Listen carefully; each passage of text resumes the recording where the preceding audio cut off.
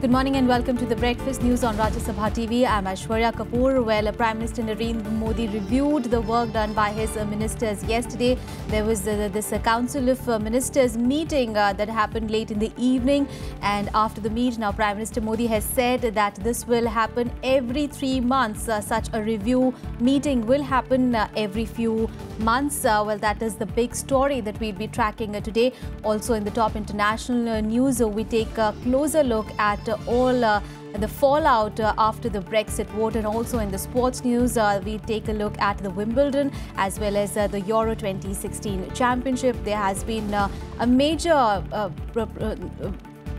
as far as Wimbledon is concerned, there has been a major shocker because Muguruza, who was one of the favourites to win the championship, she has been ousted. However, as far as Euro 2016 is concerned, the Portugal is continuing with its winning note. We'll get you all the details on that as well.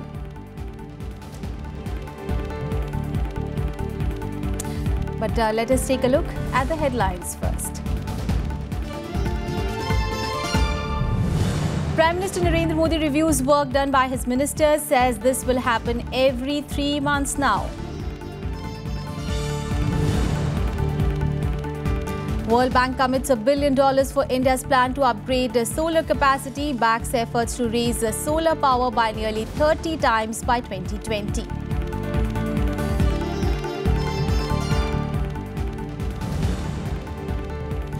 Amid growing opposition demands to disqualify 21 AAP MLAs over Office of Profit charges, the Election Commission seeks details of their appointments and benefits.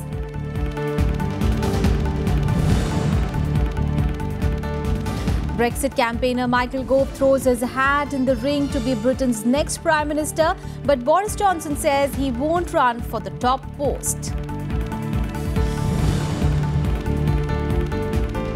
And in sports, French Open champion Garbiñe Muguruza ousted in the second round at the Wimbledon. In Euro 2016, Portugal reaches the semi-final, defeating Poland. Well, Prime Minister Narendra Modi held a marathon 5-hour meeting with his entire Council of Ministers on Thursday for a detailed performance assessment. Now, Prime Minister Modi reviewed the performance of various ministries in sending budgetary allocations and implementing schemes in the past 2 years. He has also asked his colleagues to ensure schemes be tailored to benefit the market ahead of a likely cabinet reshuffle that could see changes in key ministries. However, ministers who were present dismissed talks of a cabinet reshuffle and said it was more like a business meeting. Now, indicating that some ministries were lagging behind, Prime Minister Modi said that they should work expeditiously and come up with out-of-the-box ideas. Prime Minister Modi suggested that the schemes mentioned in the election manifesto should also be implemented in the true spirit so that the opposition does not get a chance to accuse the government of falling short on promises. Let's move on. Well, Finance Minister met RBI Governor Raghuram Rajan in the national capital today after the government initiated the process of constituting a new monetary policy committee this week. Here are the details. RBI Governor Raghuram Rajan met Finance Minister Arun Jaitley on Thursday to discuss an independent monetary policy committee. The 6-member committee that will decide lending rates will have 3 RBI officials and 3 government-nominated members. However, it's unclear if new interest rates will be announced in the August policy review meeting. I think we are putting out the structure of the MPC. Let's see how far it gets. Currently, the RBI governor has overriding powers to accept or reject the RBI panel recommendations on monetary policy. But the MPC will set interest rates by a majority with a casting vote for the governor. The committee is expected to bring value and transparency to monetary policy decisions. It will meet 4 times a year and publicize its decisions after every meeting. Bureau Report, Rajya Sabha TV. And the World Bank has pledged $1 billion as support to India for its solar energy program. It is the biggest ever solar loan by the global lender to any country. The deal was signed after a meeting between Prime Minister Narendra Modi and World Bank President Jim Yong Kim yesterday. Here are the details. The World Bank is helping Indian plans to upgrade solar capacity by nearly 30 times to 100 gigawatts by 2020. On Thursday, after meeting Prime Minister Narendra Modi, World Bank Chief Jim Yong Kim confirmed the bank will lend a record $1 billion for India's national solar mission. The pact was signed in the presence of Finance Minister Arun Jaitley and Power Minister Piyush Goyal. The World Bank also signed an agreement with the International Solar Alliance, comprising 121 countries led by India. India continues to be one of our absolutely most important partners. Our goals are to end extreme poverty in the world and boost shared prosperity. And India's success over the last 2 years is one of the true bright spots. India and the World Bank also signed an agreement for a $625 million grid-connected rooftop solar program. The project will finance 400 megawatts of solar photovoltaic installations that will provide clean and renewable energy. कुछ innovative financing नए प्रकार के finance के models पे भी चर्चा हुई, जिससे वर्ल्ड बैंक की सहायता से हम अपने नवीकरणीय ऊर्जा के कार्यक्रम को और गति दे सकें. The World Bank president also appreciated India's rapid progress in improving ease of doing business, especially in logistics. India is now ranked as the second best among developing countries in ease of doing business. Also has a keen interest with the kind of improvements taking place in India. With regard to the ease of business ranking, we've made out we've given our viewpoint to the World Bank. Their teams will separately be coming to India to assess the progress which we made in this regard. Prime Minister Modi also expressed happiness at the World Bank's continued support to India, especially in priority areas like smart cities, Ganga rejuvenation, skill development, Swachh Bharat and power for all. Kim appreciated India's progress in achieving ambitious targets in these programs. Kriti Mishra's report for Rajya Sabha TV.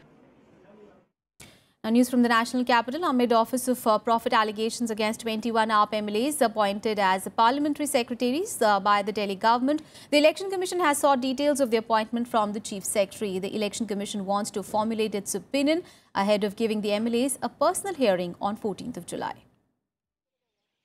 Amid growing demands to disqualify 21 Aam Aadmi Party MLAs appointed as parliamentary secretaries by the Delhi government, the Election Commission has now sought details of the facilities provided to them and the nature of their work. In a letter to Delhi's Chief Secretary, the poll panel sought copies of the government orders creating these posts, copies of appointment letters and nature of duties assigned to them. It also wanted to know if the MLAs have been paid salaries, honorarium fees or service payments. The panel also asked for details about office space, support staff, residents, vehicles and drivers, if any, provided to these MLAs. The Commission will give its opinion before allowing personal hearings from the 14th of July. The Aam Aadmi Party, however, argues that other states have also made similar appointments. राज्यों में जो ये संसदीय सचिव और मुख्य संसदीय सचिव बनाए गए हैं, इनको कार की सुविधा, इनको बंगले की सुविधा, इनको तनख्वाह बढ़ा के दी जा रही है, पुलिस का एस्कॉर्ट दिया जा रहा है, मंत्री के बराबर दर्जा दिया जा रहा है। तो इतनी प्रकार की सुविधाएं लेके सीधे जो लोग ऑफिस ऑफ प्रॉफिट के तहत आते हैं, जिनके ऊपर राज्य सरकार करोड़ों रुपए पानी की तरह बहा रही है, जिसकी आरटीआई भी आ चुकी है, उनकी सदस्यता आप कैंसिल कीजिए, ऐसा अनुरोध हम लोगों ने इलेक्शन भारत के निर्वाचन आयोग में किया। The opposition, however, claims the posts of parliamentary secretaries are extrajudicial. आम आदमी पार्टी चाहती है ये प्रक्रिया लंबी हो, ज़्यादा से ज़्यादा समय मिल सके, क्योंकि उनको भी मालूम है कि ऑफिस ऑफ प्रॉफिट के दायरे में ये सब आते हैं और बच पाना बहुत मुश्किल है। तो इसलिए वो सिर्फ ज़्यादा से ज़्यादा टाइम मिल सके, इसलिए ये प्रयास है। और ये इलेक्शन कमीशन को मजबूर किया जा रहा है, पर्सनल हियरिंग मांगी जा रही है, जिससे ज़्यादा समय लगे। In March last year, Delhi Chief Minister Arvind Kejriwal appointed the 21 Aam Aadmi Party MLAs as parliamentary secretaries to assist ministers. It was only after allegations of office of profit surfaced that his government sought to get legal sanction with retrospective effect for the action. The Delhi Assembly passed the Delhi Members of Legislative Assembly Removal of Disqualification Act 1997 in June 2015, but President Pranab Mukherjee put it on hold. The Election Commission has now taken note of the President's stand. With Bureau Inputs, Anu Diwan's report for Rajya Sabha TV. Well, the Income Tax Department has issued another set of clarifications to remove doubts about the ongoing Income Declaration Scheme or the IDS. It said that if a taxpayer attempts to declare past undisclosed income in the current year, he or she will have to explain the source of income and substantiate the manner of earning the said income. But in case of disclosure under the IDS, there is no need to explain the source of income, the Central Board of Direct Taxes added. Clearing the most common query, IT department said that the information provided in the declaration shall not be shared with any other law enforcement agency. Plus, it will not be shared with the Income Tax Department as well for any investigation in respect of a valid declaration. Current declaration scheme allows people who have not paid full taxes in the past to come clean and reveal their undisclosed income and assets. The scheme opened on 1st of June for a 4-month period ending 30th of September. And the Supreme Court has clarified that the term third gender only refers to transgenders. It said people from the LGBT community did not come under this category. The court dismissed the petition in this end and refused to modify its 2014 order that the centre had demanded. It also told the centre that the lesbians, gays and bisexuals did not come under the purview of its 2014 order on transgenders. In April 2014, the court had given a landmark judgment to create a third gender status for transgenders. It also observed that transgenders were a socially and economically backward minority community who needed reservation like OBCs. Well, the Indian Air Force will induct its first squadron of homegrown light combat aircraft Tejas into the force in Bengaluru today. State-run Hindustan Aeronautics Limited will hand over the first 2 Tejas aircrafts to the Indian Air Force.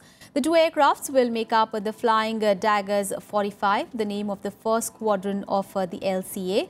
The aircraft are likely to perform a sortie during the induction ceremony to be held at the Aircraft System Testing Establishment. The squadron will be based in Bengaluru for the first 2 years before being moved to Sulur in Tamil Nadu. The Tejas will feature in the combat plan of the Indian Air Force next year and will be deployed in forward bases as well. Defence Minister Manohar Parrikar had said last month that the LCA squadron should be formed by July and 2 MiG-21 squadrons be decommissioned next year. The LCA squadron will be the replacement. All the squadrons of Tejas will have 20 planes in total, including 4 in reserve.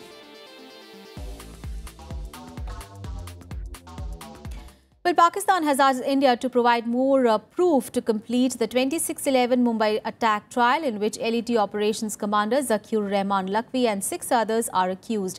Pakistani Foreign Office spokesperson Nafiz Zakaria told media persons in Islamabad on Thursday that they had written to India's Foreign Secretary seeking more proof against the accused so that the trial can be completed at the earliest. He added that the response is still awaited from the Indian side. Now, Pakistan arrested 7 Lashkar-e-Taiba-linked militants, including Zakir Rahman Lakhvi, for their role in the attack that killed 166 people. While Lakhvi was released on bail last year, the other accused are lodged in jail in Rawalpindi. The case has been continuing in the country for more than 6 years now. This is really ridiculous stand of Pakistan, and it clearly shows that Pakistan don't want to take any actions against the perpetrators of terror attack. This is an eyewash to the whole world. We have already given much evidence to Pakistani authority. Above all, Pakistan Judicial Commission, who we had visited 2 years back, Mumbai, they have examined some of our witnesses, key witnesses. Besides that, we have examined the David Headley, who was one of the key conspirators behind the terror attack of 26 November. Why Pakistan is shy of examining David Headley? The Bombay incident took place more than 7.5 years ago. We had a terrorist caught red-handed who gave all the evidence. What do they want now? They want evidence from the dead bodies. Time for a short break. We'll be right back. Stay tuned.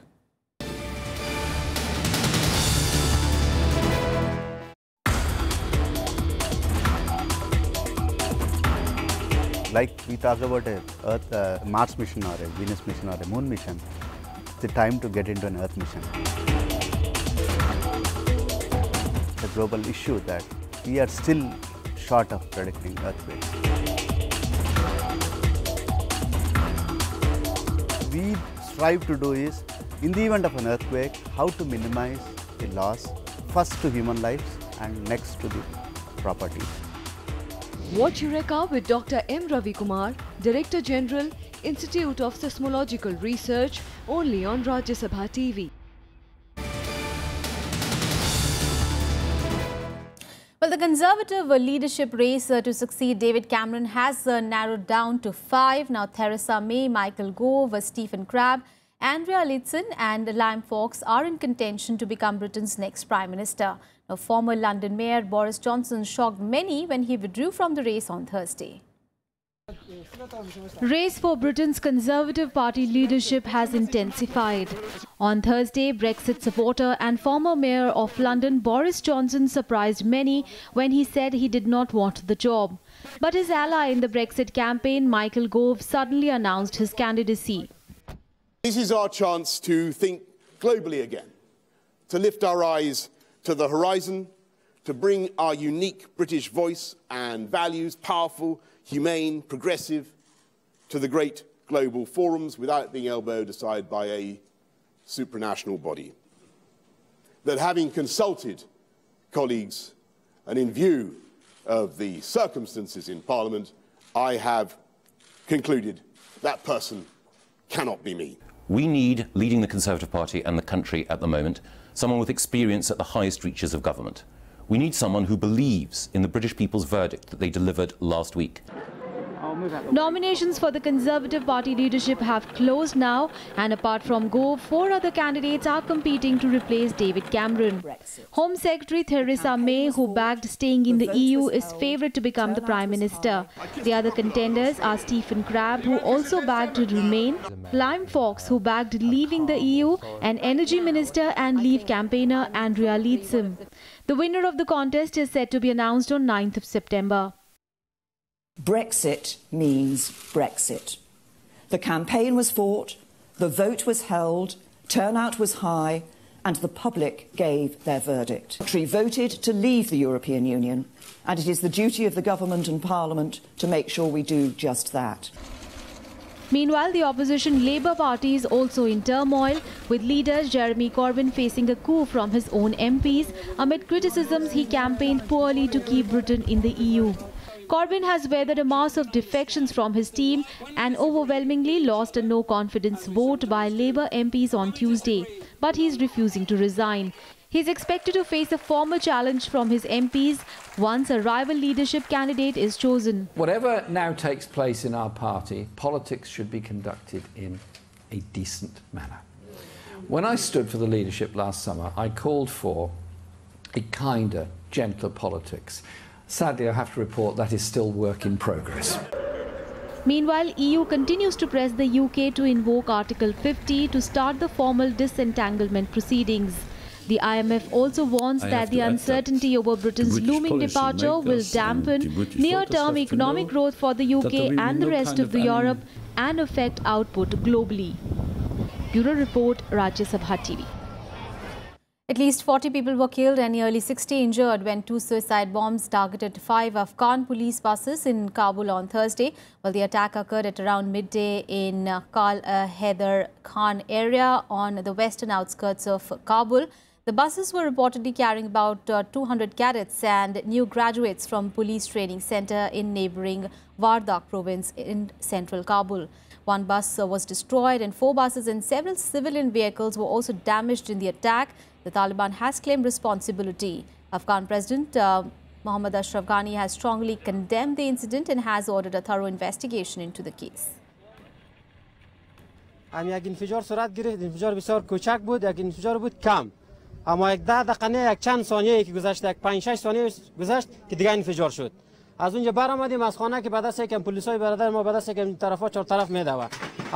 برادرای پلیس ما به دست کلشون به دست یک شهید شده و به دست یک زخمی شده. این مدار کردم یک 20 تا 30 تا جنازه از اینجا برداشتیم. لب سرک که رسیدم دیدم موتورای 5 موتور پلیس انتحار شده، معلوم نشده که همون همکاری که با شهیدا و زخمی‌ها را کردیم در موتورای 40-45 نفر ما.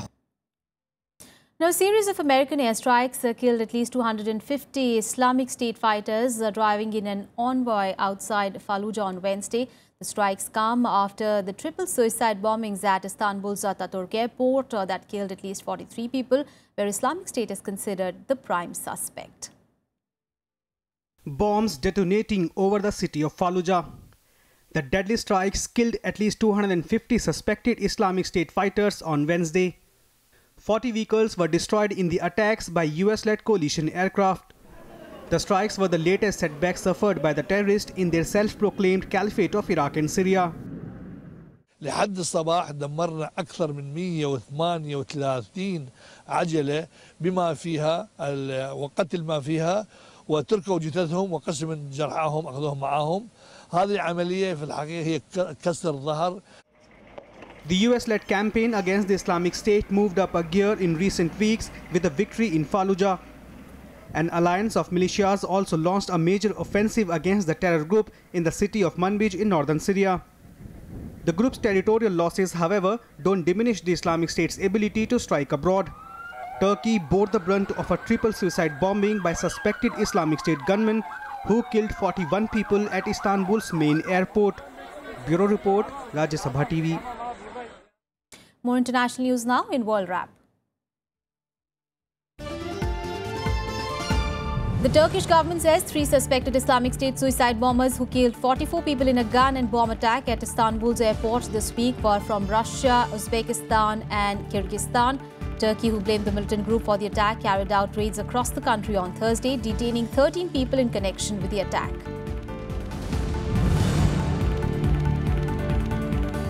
Russian President Vladimir Putin on Thursday said that Russia is ready to protect itself in a world that is getting more unstable and unpredictable, warning that potential for conflicts is multiplying and engulfing new regions worldwide. Putin said the actions are far beyond one region and it is difficult to predict where new major attacks can be expected.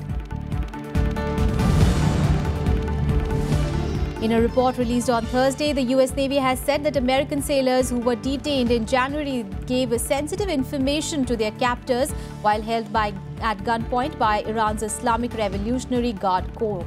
According to a report, 10 crew members had revealed sensitive information such as phone and laptop passwords. The Pentagon on Thursday ended its ban on openly transgender people serving in the US military. This formally removes the risk to an estimated thousands of US troops who once could have been kicked out of the armed forces due to the gender identity.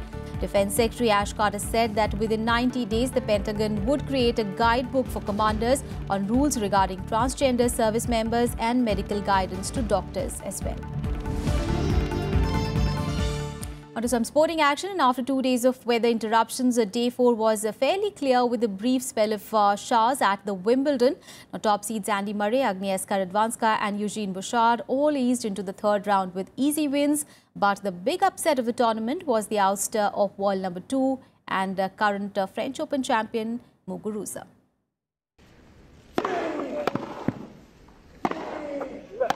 Andy Murray maintained his challenge for a second Wimbledon title as the world number 2 crushed Taiwan's Liu Yen-sun 6-3, 6-2, 6-1 in the second round on Thursday. Liu, the Taiwanese world number 76, who won 11 matches in a row on grass, began with a break of serve before jumping to a 2-0 lead and extending it to 3-1 in the opening set. However, once Murray had leveled for 3-all, it did not take him long to clip his rival's wings. Over the course of the second and third sets, he reeled off 23 winners, broke serve 5 times and dropped only 11 points on serve as Liu succumbed with a double fault on match point. Murray will face Australian world number 67, John Millman, for a place in the last 16. The first set was, was a tough set. Both of us had a bunch of chances and a lot of juice games. And once I got that and got an early break in the second, I started to settle down. I played better tennis and yeah, finished the match really well. In other men's play, Japan's Kei Nishikori overcame a brief lapse in form to advance past Frenchman Julien Benneteau 4-6, 6-4, 6-4, 6-2 in their second round match on Thursday. But after losing the first set, Nishikori gradually found his range and broke Benotto twice in the fourth set and closed out the match with a backhand winner, finishing the day with 47 winners to 22 unforced errors. In the women's draw, local favourite Johanna Konta was unable to hold off a strong challenge from Eugene Bouchard as the Canadian won their second round match 6-3, 1-6, 6-1 on Thursday. In the biggest upset of the tournament so far, French Open champion Garbine Muguruza crashed out in the second round after a shock 6-3, 6-4 defeat to Jena Sepilova on Thursday. The second seed was expected to challenge again at the All England Club after reaching the final last year. However, she was swept aside in less than an hour on court 1 after an error-filled display against Slovakian qualifier ranked 124. And today, during the match, and after the match, I'm like, it's a tough day today. I feel like empty a little bit, and I start to be sick. But I think it was a little bit of combination. I think she played great with no fear. She was trying a lot of stuff that was working, and my energy was not really there. I was trying, but didn't work at all. In the last match of the day, Agnieszka Radwanska survived a second round upset bid from world number 103 Anna Konju. Konju had the opportunity to serve for the match in the third set, but Radwanska prevailed 6-2, 4-6, 9-7 after the number 3 seed broke and hobbled Konju to clinch the decider. Bureau Report, Rajya Sabha TV. Well, from tennis to football, and Portugal reached the semi-finals of the European Championship with a penalty shootout victory over Poland on Thursday. Well, this is the fourth time in 5 tournaments that Portugal has made it to the semi-final. Now, Robert Lewandowski scored his first goal of the tournament inside 2 minutes before his new Bayern Munich teammate, teenager Renato Sanchez, equalized with a powerfully driven shot. Now, the game then went through extra time, deadlocked at 1-1. Cristiano Ronaldo, Sanchez and João Montino all scored penalties for Portugal, with Lewandowski, Milik and Kamil following suit for Poland. However, after Nani had put Portugal 4-3 ahead, Ricardo Quaresma made no mistake, firing high into the net to beat Poland goalkeeper. Portugal will now face either Wales or Belgium in the semi-finals.